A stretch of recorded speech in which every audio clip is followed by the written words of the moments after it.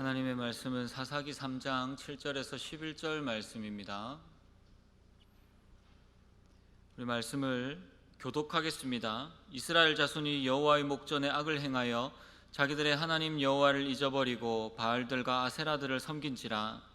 여호와께서 이스라엘에게 진노하사 그들을 메소보다미아 왕 구산 이사다임의 손에 파셨으므로 이스라엘 자손이 구산 이사다임을 8년 동안 섬겼더니 이스라엘 자손이 여호와께 부르짖음에 여호와께서 이스라엘 자손을 위하여 한 구원자를 세워 그들을 구원하게 하시니 그는 곧 갈렙의 아우 그나스의 아들 온니엘이라. 여호와의 영이 그에게 임하셨으므로 그가 이스라엘의 사사가 되어 나가서 싸울 때에 여호와께서 메소보다미아 왕 구산 이사다임을 그의 손에 넘겨주심에 온니엘의 손이 구산 이사다임을 이기니라. 함께 읽읍시다. 그 땅이 평온한 지 40년에 그나스의 아들 온니엘이 죽었더라. 아멘. 네, 사사기를 이제 우리가 계속해서 살펴보고 있는데 사사기에서 이제 중요한 이 사이클이 있다라고 말씀을 계속 드렸죠. 사사기에서 굉장히 중요한 사이클이 있는데 그것은 이스라엘 백성들의 범죄, 그리고 그에 대한 하나님의 진노하심, 그리고 하나님께서 또 이방 왕들을 통하여서 그들을 압제하십니다. 이 압제는 하나님의 징계의 도구로 이렇게 하나님이 압제를 하시죠. 그리고 그 압제를 고통 가운데서 압제당하는 이 이스라엘 백성들이 고통 가운데 부르짖습니다. 그러면 하나님께서 사사들을 보내어 주셔서 그들을 구원하시죠. 그리고 그 구원에 어느 정도 이들이 적응을 하고, 그리고 또 하나님의 그 구원하심을 잊어버리면서 또다시 재타락하게 됩니다. 이것이 사사기에서 계속해서 반복되어지는 구원의 이 사사기의 사이클이라고 할 수가 있습니다. 그리고 오늘 이 본문이 바로 이 사사기에서 나오는 이 사이클이 가장 잘 나와 있는, 잘 보여주고 있는 본문이기도 합니다. 오늘 본문 7절 말씀에서 이렇게 말씀합니다. 이스라엘 자손이 여호와의 목전에 악을 행하여 자기들의 하나님 여호와를 잊어버리고 바알들과 아세라들을 섬긴지라. 7절 말씀을 보시면 여호와의 목전에, 여호와 하나님의 그 얼굴 앞에서라는 뜻이죠. 하나님께서 그들을 바라보고 계심에도 불구하고 그들이 악을 행하였다. 여기에는 이 악에는 항상 정관사 더가 붙어 있습니다. 그러면 그 악을 행하다라고 그렇게 이야기를 하고 있죠. 여러분, 그 악이, 여기서 이야기하는 이 악이 무엇을 이야기하는 거라고 이야기를 했습니까? 바로 여호와 하나님을 잊어버리고 살아가는 것입니다. 이들이 이제 더 이상 하나님을 기억하지 않고 여호와 하나님을 잊어버리고 그들의 소견에 옳은 대로 살아가고 있었다라고 하는 것이죠. 그래서 여러분, 꼭 악하다, 악, 죄, 이게 다른 것이 아닙니다. 우리가 뭐 죄라고 하면 물론 이제 우리가 생각하는 여러 가지 것들이 모두 다 이 죄의 범주 안에 속합니다. 그런데 여러분, 이 죄의 근본적인 것들이 무엇이 어디에서 등장을 하느냐? 바로 여호와 하나님을 잊어버리는 데서부터 시작한다는 거죠. 그래서 우리가 어떠한 범죄를 저지르고, 그리고 어떠한 우리가 하나님 앞에서 잘못을 저지를 때 보면 우리는 그 순간 하나님을 기억하지 않습니다. 하나님을 생각하지 않는다는 거죠. 그리고 어쩔 때는 하나님이 그 자리에 함께 하지 않으셨으면 좋겠다라고 생각할 때가 많이 있습니다. 그래서 이 타락, 죄, 악, 이 모든 것들이 다 근본적인 것들이 어디에서 출발하느냐? 바로 여호와 하나님을 잊어버리고 살아가는 데서부터 시작한다라는 것이죠.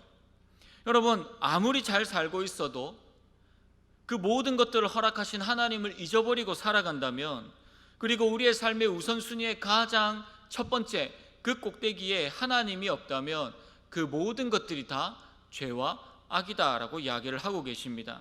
그래서 하나님이 없이 살아가는 이 시대가 바로 사사시대였다라고 그렇게 이야기를 할 수가 있죠. 그래서 이스라엘 백성들은 배교 그 자체를 살아가는 삶을 살아가고 있었습니다. 이스라엘이 여러분 가나안 땅에 들어오기 전에 신명기를 통하여서 이 모세가 모압 평지에서 이스라엘의 출애굽 2세대들을 모아놓고 그들에게 다시 시내산의 언약들을 가르쳤습니다. 율법을 가르쳤습니다.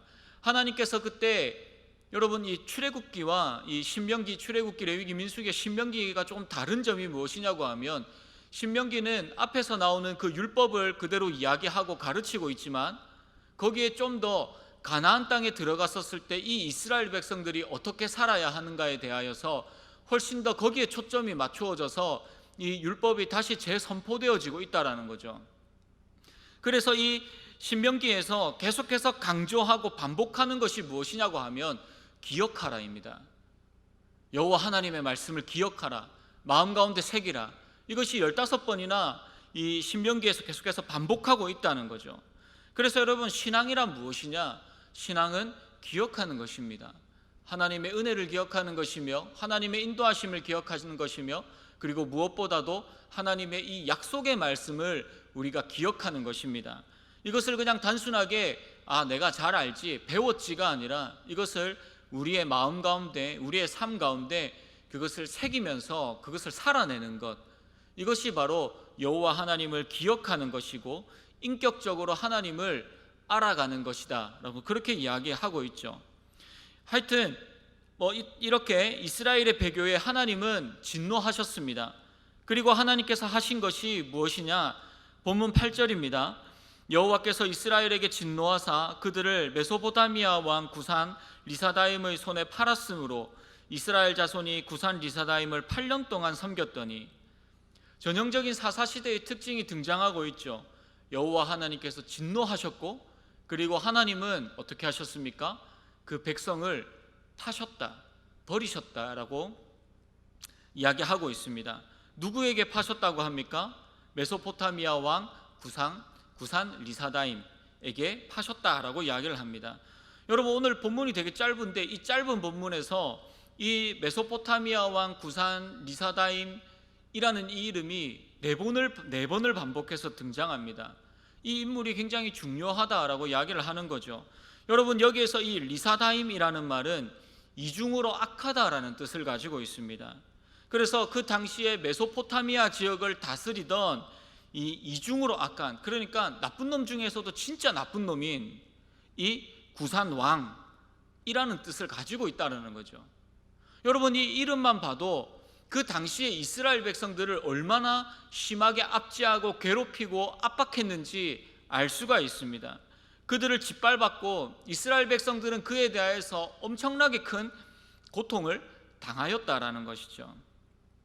이렇게 이스라엘은 8년간 이 왕에게 압제와 고통과 핍박을 당하고 있습니다. 여러분, 잘 생각해 보십시오. 그들은 그들이 섬겨야 할 진정한 왕이신 하나님을 버렸습니다. 왜 버렸습니까? 잘 살기 위해서, 성공하려고. 그렇게 하나님을 버리고 다른 것들을 섬겼다는 것이죠. 그런데 그들에게 돌아오는 것이 무엇입니까? 압제와 고통과 고난과 핍박이라는 것이죠. 오히려 하나님이라는 진짜 섬겨야 할 왕을 버렸더니 다른 이방의 왕이 들어와서 자신들을 진정한 샬롬을 누리지 못하고 그 모든 것들을 다 빼앗아가 버렸다라는 것이죠. 여러분, 우리는 사사기에서 왜 하나님께서 이스라엘을 이 가나안 땅으로 인도하여 주셨는지를 여러분, 우리는 잊지 않아야 합니다. 이스라엘 백성들이 왜 가나안 땅에 들어왔고 왜 이들이 이 가나안 땅에서 이렇게 살아가고 있는지를 우리는 항상 기억해야 한다는 것이죠. 하나님은 이곳에서 하나님의 백성들이 하나님으로부터 오는 진정한 샬롬을 누리기를 원하셨다는 거죠. 평화를 누리기를 원하셨습니다. 하나님의 보호하심, 하나님이 부어주시는 그 충만한 은혜, 역사, 이런 것들을 하나님은 누리기를 원하셨다는 거죠. 그런데 출애굽기 19장 5절 그리고 6절 말씀입니다. 세계가, 우리 함께 읽도록 하겠습니다. 시작. 세계가 다 내게 속하였나니 너희가 내 말을 잘 듣고 내 언약을 지키면 너희는 모든 민족 중에서 내 소유가 되겠고 너희가 내게 대하여 제사장 나라가 되며 거룩한 백성이 되리라. 너는 이 말을 이스라엘 자손에게 전할지니라. 아멘. 하나님께서 이스라엘 백성들을 택하셨을 때 하나님이 원하셨던 이 그림이 바로 이러한 것입니다. 하나님의 말씀을 잘 지키고 하나님의 언약 가운데서 그들이 살아가면 모든 민족 중에서 너는 나의 소유가 되고 너는 거룩한 나라, 하나님의 백성, 하나님의 소유, 제사장 나라가 될 것이다. 내가 그렇게 너희를 만들어 주겠다. 그렇게 하시면서 이스라엘 백성들을 가나안 땅으로 인도하여 주셨다는 거죠. 그런데 하나님의 언약이 하나님이 주신 땅에서 하나님을 섬기는 하나님의 백성들에게 이루어져야 하는데, 이들이 하나님을 버리고 하나님을 떠나버리니까 이 모든 것들을 다 잃어버리고 상실해버린 상태가 되었다는 것입니다. 그러니 지금은 고통이 그들에게 8년간 임하였습니다. 근데 여러분, 사사기를 계속해서 읽어보시면 이들이 고통받는 시간들이 점점 더 늘어나고 있는 것을 볼 수가 있습니다. 압제의 기간이 늘어나고, 그리고 그들이 누리는 그 평화의 기간이 점점 짧아지고 있습니다. 마땅히 누려야 할 이스라엘의 평안이 무너져 내린 것이죠. 이렇게 하나님을 떠난 자들이 괴로움에 할 수 있는 것은 단 하나밖에 없었습니다. 그것은 고통 가운데 부르짖는 것이었습니다. 하나님, 너무 힘들어요. 하나님, 죽을 것 같아요. 하나님, 제발 좀 살려주세요. 근데 제가 예전에 사사기 서론을 하면서 이들의 부르짖음은 회개가 아니라고 이야기를 했어요. 그냥 고통 가운데, 그냥 고난 가운데 너무 힘들어요. 하나님, 너무 우리 좀 살려주세요. 숨 좀 쉬게 해주세요 라고 그냥 그렇게 고통 가운데 부르짖고 있다는 것이죠. 그런데 여러분, 놀랍게도 하나님은 그 백성들의 고통의 부르짖음을 들으시고 하나님은 사랑으로 반응하십니다. 여러분, 시간이 좀 되었지만 지난번 8월 첫 주에 이 설교를 할 때에 하나님의 구원은 우리의 부르짖는 소리가 아니라 하나님의 긍휼과 하나님의 사랑, 그 백성을 향한 하나님의 그 애틋한 마음이 구원의 동기가 되어진다라고 말씀을 드렸습니다. 이들은 비록 진정한 회개를 하지 않았지만 하나님께서는 하나님의 그 백성들, 하나님의 그 자녀들이 고통 가운데 살아가고 있는 그 모습을 마음 아파하신다는 것이죠. 그래서 그들에게 해결 방법을 보내어 주십니다. 사사시대를 해결하는 방법으로 사사를 세우셔서 이스라엘을 구원하여 주시죠. 본문 9절입니다. 이스라엘 자손이 여호와께 부르짖음에 여호와께서 이스라엘 자손을 위하여 한 구원자를 세워 그들을 구원하게 하시니 그는 곧 갈렙의 아우 그나스의 아들 온니엘이라.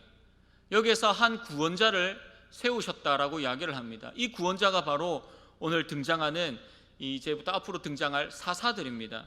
여러분, 이 사사기를 NIV나 영어 성경을 보시면 저지라고 그렇게 되어져 있습니다. 이는 심판관, 재판관이라는 그러한 뜻이죠. 하나님은 그들을 구원할 심판관을, 그리고 동시에 그들을 구원하면서 그 이방의 왕들을 심판할 심판관들을 그들에게 보내어 주신다 라고 합니다. 여러분, 정리를 해보면 이렇습니다. 하나님은 타락하고 배교한 이 하나님의 백성들을 위하여서 두 가지 도구를 지금 항상 사용하고 계십니다.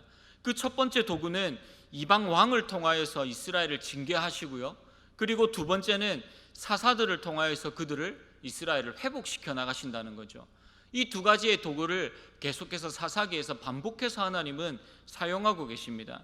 그래서 앞으로 사사기에서 하나님께서 세우신 이 사사들을 통하여서 주시는 교훈들을 계속해서 살펴보고자 합니다. 오늘 본문에서 세우신 첫 번째 사사는 온니엘입니다. 당시에 수많은 사람들이 있었고, 그리고 비록 이스라엘의 공동체가 배교하였고 하나님을 떠났지만 그럼에도 그 가운데서 굳건히 하나님의 신앙을, 여호와의 신앙을 지켰던 사람들이 있었을 것입니다. 그런데 왜 하나님은 특별히 이 온니엘이라는 사람을 세우셨을까요? 하나님이 택하시고 사사로 쓰임받을 수 있었던 그 이유를 두 가지로 살펴보고자 합니다. 첫 번째는 온니엘은 하나님의 명령을 담대함으로 행하고 살아가는 자였습니다. 그의 삶을 살펴보면 그는 하나님의 말씀에 순종하며, 그리고 그는 하나님의 말씀을 가지고 행동하는 자였으며, 그냥 행동하는 것이 아니라 담대함으로, 믿음으로 행동하는 자였다라는 것이죠. 사사기 1장 12절 13절 말씀을 보시면 이렇게 말씀합니다. 갈렙이 말하기를 기랴세벨을 쳐서 그것을 점령하는 자에게는 내 딸 악사를 아내로 주리라 하였더니 갈렙의 아우 그나스의 아들 온니엘이 그것을 점령하였으므로 갈렙이 그의 딸 악사를 그의 아내에게 주었더라. 유다 지파가 땅을 점령할 때에 이 드빌이라고 하는, 그리고 이 드빌이 나중에는 기랴세벨이라고 이름이 바뀌는 이 땅을 쳐서 점령해야 했습니다. 당시에 유대의 지도자였던 갈렙은, 유다 지파의 지도자였던 이 갈렙은 누가 그 땅을 향하여서 갈 것이냐라고 했을 때 갈렙의 아우 그나스의 아들 온니엘이 그곳을 향하여 나아가서 점령하였다는 것이죠. 여러분, 여호수아서에서 계속해서 이어지는 것처럼 땅을 정복한다는 것, 가나안 땅을 정복한다는 것은 믿음으로 그 땅을 향하여서 나아가는 것입니다. 여러분이 기랴세벨이라는 곳은 이 초기 철기 시대 해양 민족들의 전초 기지였습니다. 그러니까 당시에 그들은 철기 문화권에서 살아갔던 자들이라는 거죠. 그리고 유다 지파의 중요한 산지 성읍이기도 합니다. 그리고 이것은 그 당시에 팔레스타인 지방에서 광야 지역의 종착지이기도 합니다. 모두가 노년의 여호수아의 죽음으로 불안해하며 가나안 정복을 포기하고 우리는 그냥 그들과 대충 섞여서 살자라고 그렇게 생각했던, 그렇게 살려고 하던 그 시대 가운데서 이러한 시대의 흐름을 따르지 아니하고 하나님의 말씀에 순종하며 담대함으로 행동했던 자가 바로 이 온니엘이라는 거죠. 시대의 흐름을 따르지 않고 하나님의 말씀에 순종하며 담대함으로 행동하는 자가 바로 이 온니엘이라는 사람입니다. 여러분, 난세에 영웅이 등장한다라고 그렇게 이야기를 합니다. 그렇다면 하나님께서 어렵고 힘든 시기에 누구를 택하시며 누구를 세우셨겠습니까? 어떠한 자들을 찾으시겠습니까? 특히 여러분, 오늘날과 같이 폐역하고 어둡고 악한 이 시대 가운데서 여러분, 우리가 조금만 정신줄을 놓고 살아가면 세상의 그 조류와 어둠에 휩쓸려서 살아가 버리는, 그 마음을 놓고 세상에 휩쓸려서 가버리는 이 시대 가운데서 하나님은 과연 어떤 자를 세우시며 어떠한 자들을 찾고 계시느냐는 것이죠. 결국 하나님의 말씀과 하나님의 명령에 순종하며 그리고 그것을 담대함으로 믿음으로 나아가는 자, 행동하는 자, 그런 자들을 찾고 계신다는 것입니다. 여러분, 사사기를 한번 잘 보십시오. 온니엘이 어떠한 특기를 가지고 그리고 어떠한 것들을 가지고 있었고 그리고 어떠한 재능을 가진 너무나도 훌륭한 청년입니다라는 이야기가 나오지 않습니다. 온니엘에 대한 자세한 이야기가 나오지 않는다는 거죠. 다만 하나님의 말씀을 붙들고 담대하게 걸어간 그의 강한 믿음을 부각시켜 나가고 있다는 것입니다. 여러분, 다른 사람들과 자꾸 여러분들을 비교하지 않으셨으면 좋겠습니다. 나는 이렇게밖에 못하는데 저 사람은 더 잘해. 나는 이러한 재능을 가지고 있는데 저 사람은 나보다 더 큰 재능을 가지고 있어. 나는 가진 게 이거밖에 없는데 저 사람은 더 많이 가졌고 백도 좋고 뭐도 좋고 뭐도 좋고 나는 왜 이렇지? 여러분, 그러한 것들을 부러워하지 마십시오. 다른 사람의 시선과 다른 사람의 삶을 부러워하지 않았으면 좋겠습니다. 대신 여러분들이 부러워해야 할 것은 하나님의 손에 나보다 더 붙잡혀서 살아가며 하나님의 인도하심을 경험하면서 그 가운데서 믿음으로 삶을 살아가는 그 사람들을 바라보며, 믿음의 동력자, 믿음의 선후배들을 바라보며 그 사람들의 삶을, 하나님의 손에 붙들려서 살아가는 그 사람들의 삶을 부러워하시기 바랍니다. 그리고 나도 하나님과 함께 동행하여 세상이 감당하지 못하는 이 믿음의 사람으로 하나님, 나의 삶도 나의 발걸음도 주님께서 사용하여 주시옵소서, 그렇게 하나님 앞에 기도하시며 나아가시기를 바랍니다.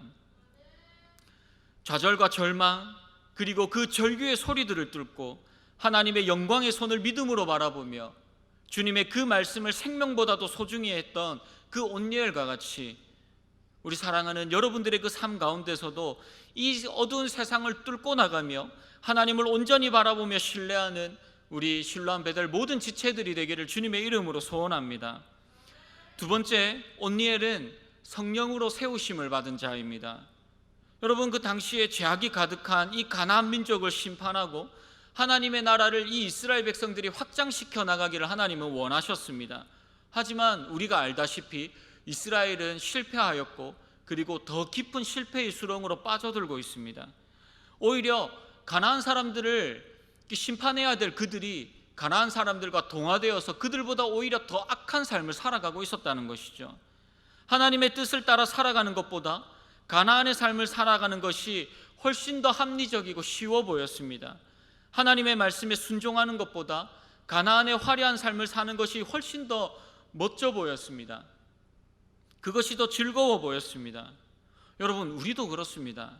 하나님이 원하시는 삶의 방식보다 세상이 원하는 삶의 방식이 훨씬 더 편하고 합리적이고 이성적이고 즐거워 보이고 기쁨이 가득한 것 같고 평안이 가득한 것처럼 그렇게 보여집니다. 너무나도 아름다워 보입니다.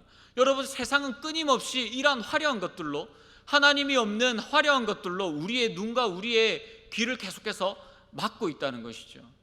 하나님의 말씀을 듣지 못하게, 하나님을 바라보지 못하게, 그리고 그 길을 걸어가지 못하게, 하나님이 아닌 세상의 것들로 우리의 눈을 돌리려고 합니다. 그러한 시대적 상황 가운데서 하나님께서 온니엘을 사사로 세우신 이유가 어디에 있겠습니까? 그의 시선이 오로지 하나님께로 가 있었기 때문입니다. 어떻게 그럴 수 있습니까? 오늘 본문 10절 말씀을 보시면 이렇게 이야기합니다. 여호와의 영이 그에게 임하셨으므로, 여호와의 영이 그에게 임하셨으므로. 여러분, 온니엘이 자기 마음대로 살다가, 되는 대로 살다가 갑자기 여호와 하나님의 영이 콱 임해가지고 그가 사사로 세워졌겠습니까? 그렇지 않습니다. 성경의 어디를 봐도 그러한 사례는 나오지 않습니다. 온니엘의 삶이 하나님의 말씀을 마음에 두고 하나님께 시선을 두고 살았다고 하는 이것을 이 짧은 한 줄이 반증하고 있다는 것이죠. 여호와의 영이 그에게 임하셨으므로. 여러분, 이 세상을 어떻게 이겨낼 수 있습니까? 어떻게 계속해서 우리의 시선을 가리려고 하는 세상의 유혹 가운데서 우리는 그 모든 것들을 뚫고 하나님을 바라볼 수 있습니까? 어떻게 이 유혹을 견뎌낼 수 있습니까? 성령 하나님이 우리와 함께 하셔야 합니다. 여호와의 영이 임했다라는 이 표현은 여호와 하나님께서 그 권능을 온니엘을 통하여서 모든 이스라엘의 그 회방과 그리고 40년간의 그 평화로 인도하여 주셨다는 것이죠. 하나님은 온니엘을 거룩한 하나님의 구원과 회복의 도구로 그의 삶을 사용하셨다는 것입니다. 또한 여호와의 영이 임하였다는 것은 결국 이 전쟁이 계속되어지는 하나님의 전쟁, 여호와의 거룩한 전쟁이라는 것이죠. 여호와 하나님께서 가나안과의 전쟁에 등판하시니까 어떠한 일이 일어납니까? 우리 다시 10절 말씀을 함께 보겠습니다.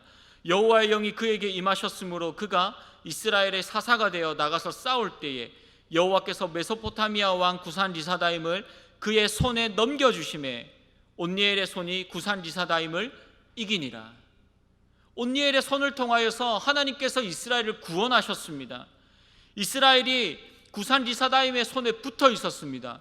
그런데 하나님께서 여호와의 영이 온니엘의 그 삶 가운데, 그 가운데 임하여지니까 이제 그 구산 리사다임을 온니엘의 손에 붙여주신 것이죠. 여러분, 결국 우리의 승리는 하나님의 손에 달려 있습니다. 하나님의 능력의 손을 붙잡기 위하여서는 우리는 하나님을 바라보아야 하며 우리의 그릇이 깨끗하고 정결한, 하나님께서 쓰셔야 하는 거룩한 도구가 되어 있어야 한다는 것이죠. 성령의 충만함이 저와 여러분들의 삶에 흘러 넘쳐야 합니다. 여러분, 오늘날 우리는 물질 만능주의, 만몬주의, 자본주의 시대를 살아갑니다. 여러분, 이 세계가 다른 것 같지만 똑같은 말입니다. 결국 이게 우선이라는 거죠. 돈이 우선이라는 거죠. 물질이 우선이라는 거죠. 거룩한 공동체여야 하는 교회도 마찬가지입니다. 돈이 신앙을 무너뜨리려고 하고 돈이 교회 안에서도 사람을 세우려고 합니다. 신앙생활도 돈으로 평가하고 돈이 있어야 신앙생활을 한다라는 그 말도 나오기도 합니다. 이스라엘이 하나님을 버리고 믿었던 바알과 아세라는 결국 이런 거였습니다. 다 돈이었습니다. 농경시대였죠. 농사가 잘 되는 것, 추수량이 많아서 풍성한 삶을 누리고자 했던 이스라엘은 하나님이 아닌 바알과 아세라, 즉 물질을 선택한 것이죠. 여러분, 그렇다고 해서 모두가 다 그렇게 살아가니까 똑같은 선택을 한 것은 아닙니다. 하나님은 믿음의 사람을 찾고 계십니다. 예수 그리스도를 누구보다도 사랑하며 이 세상의 조류와 가치관이 흔들리지 아니하고 끝까지 하나님 앞에 시선을 두고 그 마음을 두고 살아가는 그 한 사람을 찾고 계신다는 것이죠. 하나님은 그 한 사람의 삶을 통하여서 그 공동체를, 그 교회를, 그 삶을 변화시켜 나가실 것입니다. 하나님은 지금도 그리스도의 십자가 앞에서 엎드리며 눈물로 하나님 앞에 부르짖는 그 한 사람을 찾고 계십니다. 앞서 하나님이 세우시는 첫 번째 조건인 하나님의 명령에 순종하며 따르는 자가 되기 위하여서는 하나님의 영이 우리의 삶 가운데 충만하게 임하여야 됩니다. 그러기 위해서는 우리의 삶이 하나님 앞에 올려드리는 거룩한, 깨끗한, 정결한 도구가 되어야 한다는 것이죠. 여러분, 설교 후에 찬양으로 주 말씀 향하여 찬양할 것입니다. 여러분, 그런데 그냥 찬양하지 않으셨으면 좋겠습니다. 우리가 달려가야 할 곳이 세상이 아닌, 바알과 아세라가 아닌 진정한 평화와 기쁨을 주시는 우리 주 예수 그리스도, 주님의 말씀, 주님의 얼굴을 향하여 달려가는 자가 되기를 기도하는 마음으로 찬양하셨으면 좋겠습니다. 배역하고 악한 시대 속에서 하나님께서 사용하시며 하나님께서 세우시며 하나님의 영광과 하나님의 능력을 흘려보내는 거룩하고 정결한 도구가 되어서 힘과 능력이 아닌 오직 성령 하나님의 인재하심을 갈급해하며 이 세상이 감당하지 못하는 진정한 하나님의 사람으로 세워지며 여러분들이 그 한 사람 한 사람을 통하여서 여러분들이 속한 그 공동체와 교회와 가정과 그리고 직장과 학교와 여러분들의 삶의 모든 영역에서 하나님의 그 구원과 회복의 은혜가 흘러넘치는 그 축복의 통로로서 아름답게 쓰임받는 저와 여러분들의 삶이 되기를 주님의 이름으로 축복합니다.